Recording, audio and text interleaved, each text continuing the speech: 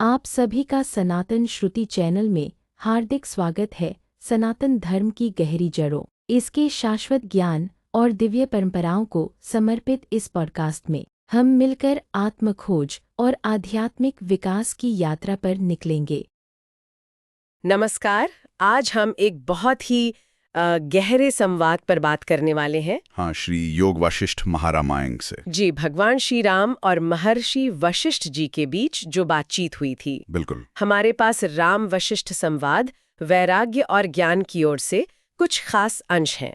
तो समझने की कोशिश करेंगे कि श्री राम के मन में वो जो वैराग्य जागा था, हाँ, दुनिया को देखकर। हाँ, और फिर उसके जवाब में वशिष्ठ जी ने ज्ञान का कौन सा रास्ता दिखाया। चलिए देखते हैं इसको। तो शुरुआत होती है जब युवा श्री राम तीर्थ यात्रा से लौटते हैं, पर वो खुश नहीं है। नहीं, बिल्कुल नहीं, बल्कि बहुत उदास हैं, एक तरह के वैराग्य में। हाँ, वो देखते हैं कि ये सब राजपाट, धन दौलत, रिश्ते सब कितने अस्थिर है, मतलब टिकते नहीं। क्षणभंगुर, जैसे कोई सपना हो। बिल्कुल। या उन्होंने इंद्रजाल शब्द भी इस्तेमाल किया है, शायद जैसे कोई जादू का खेल। हाँ, इंद्रजाल, कि ये सब एक भ्रम जैसा है। तो राम का सवाल ये उठता है कि भाई इसमें सच्चा सुख, स्थायी सुख कहाँ है?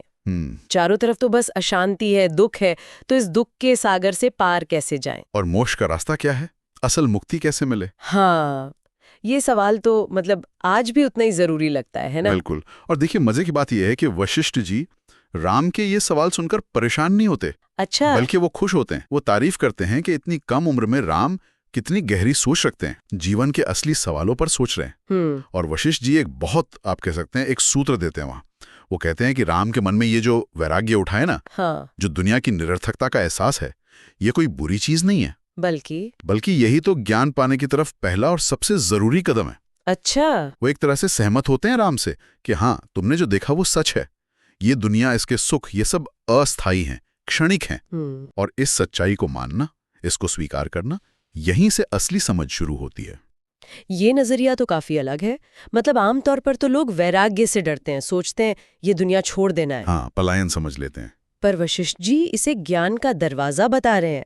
उन्होंने शायद कुछ उदाहरण भी दिए थे ये समझाने के लिए। हाँ, बिल्कुल। वशिष्ठ जी समझाने के लिए बड़े अच्छे उदाहरण देते हैं। एक तो वो मृग तृष्णा वाली बात कहते हैं। मृग तृष्णा, वो रेगिस्तान वाली? हाँ, बिल्कुल। जैसे रेगिस्तान में हिरण को दूर से पानी दिखता है, चमकती रेत में, पर पास जाता है तो कुछ नहीं मिलता, बस धोखा होता है। वैसे ही हम दुनिया की चीजों में सोचते हैं स्थायी सुख मिलेगा, पर वो मिलता नहीं। सही। और दूसरा उदाहरण? दूसरा और भी गहरा है, वो रस्सी और सांप वाला। हाँ, सुना है। अंधेरे में रस्सी पड़ी हो तो सांप लगती है। बिल्कुल। और ये भ्रम क्यों होता है? अंधेरी की वजह से, अज्ञान की वजह से। ठीक। तो वशिष्ठ जी कहते हैं, ठीक ऐसे ही हम अपने असली स्वरूप को नहीं जानते।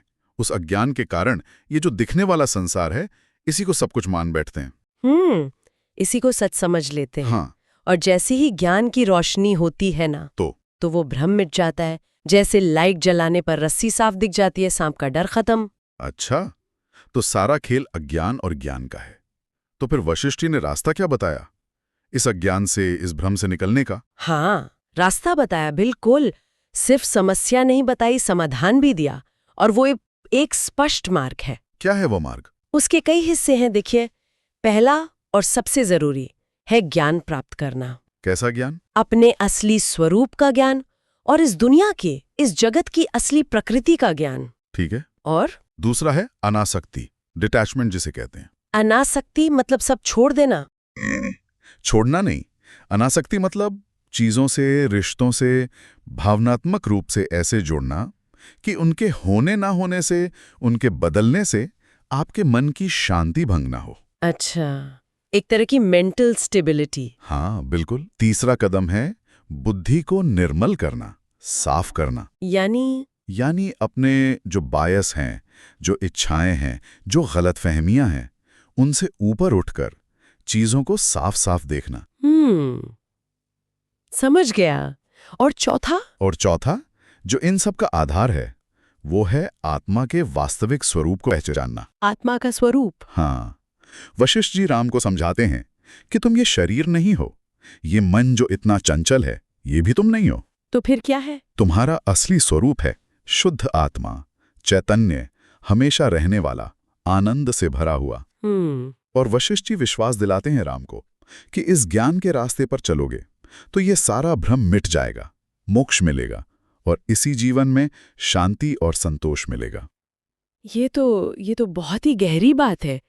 मतलब योग वाशिष्ठ सिर्फ दुनिया छोड़ने को नहीं कह रहा। नहीं, बिल्कुल नहीं। बल्कि दुनिया में रहते हुए ही ज्ञान और अनासक्ति, इन दोनों को मिलाकर जीवन का जो असली लक्ष्य है, मोक्ष, वहां तक पहुंचने का रास्ता दिखा रहा है। आपने बिल्कुल सही पकड़ा।